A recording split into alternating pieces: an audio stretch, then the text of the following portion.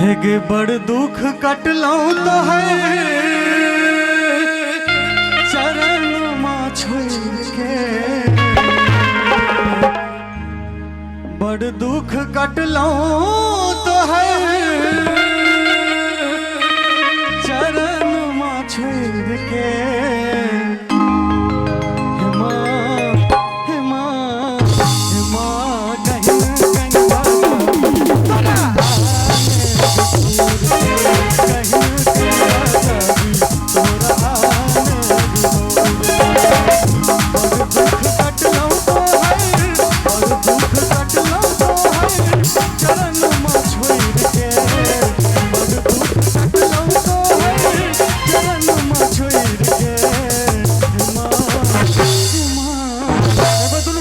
सब गोटे दोनों हाथ ऊपर एकदम मालदा दुर्गा महारानी की। मां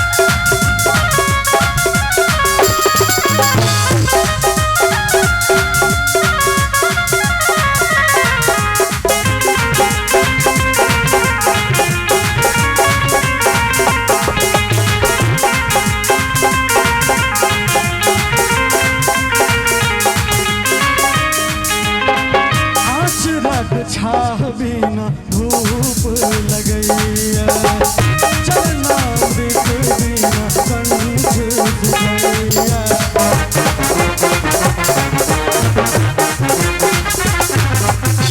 आचरक छाह बिना धूप लगैया चरना बिख बिना कंठ सुखैया।